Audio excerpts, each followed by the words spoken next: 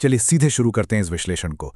त्रिकुटा पर्वतों के गहराइयों में छुपा एक ऐसा रहस्य जो ज्ञान, विज्ञान और विश्वास के बीच एक बेहद अनूठा पुल बनाता है। आज हम सीधे चलेंगे त्रिकुटा गुफा के उन पवित्र रहस्यों की ओर जो सदियों से लोगों को हैरत में डाले हुए हैं। जम्मू और कश्मीर के विशाल और शानदार त्रिकुटा पर्वतों के बिल्कुल बीचों बीच एक ऐसा भौगोलिक चमत्कार बसा है जिसने सच कहूं तो समय, विज्ञान और हर तार्किक संगत व्याख्या को बुरी तरह चुनौती दी है। मेरा मतलब है, ये सिर्फ कोई आम पहाड़ नहीं है। ये एक बिल्कुल जीवंत रहस्य है जो समय के थपेड़ों के बाद भी वैसा का वैसा ही खड़ा है।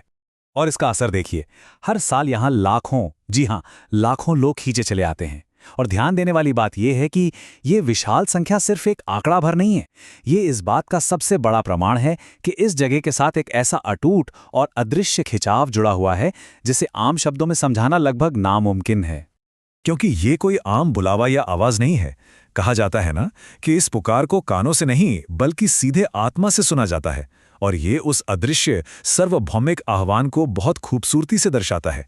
एक ऐसी पुकार जिसे हमारे आधुनिक विज्ञान के यंत्र नाप नहीं सकते, लेकिन वहां जाने वाला हर एक व्यक्ति इसकी गहराई को पूरी तरह महसूस करता है।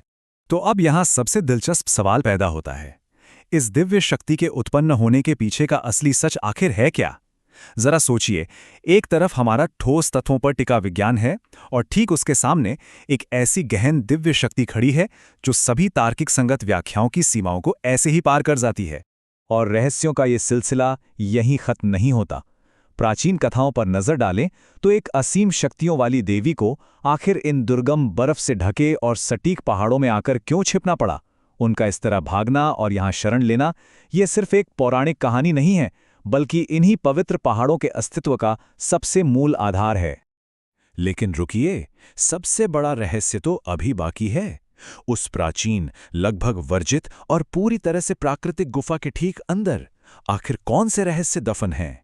सदियों से शांत पड़ी इस गुफा की मिट्टी, इसकी चट्टानें सच में ऐसे रहस्य समेटे हुए हैं जो किसी भी इंसानी समझ के दायरे के पूरी तरह बाहर हैं। तो सबसे अहम मुद्दा यह है कि इस विश्लेषण के जरिए हम मां वैष्णो देवी से जुड़ी इन्हीं पवित्र कथाओं, अलग अलग ऐतिहासिक कालक्रमों और उन तमाम अनसुलझे रहस्यों को आज परत दर परत समझने वाले हैं।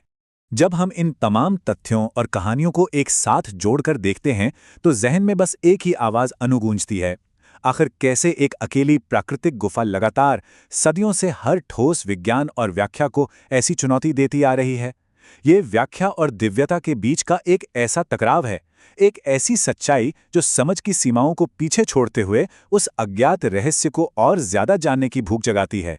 एक ऐसी कशिश जो शायद कभी खत्म नहीं होगी।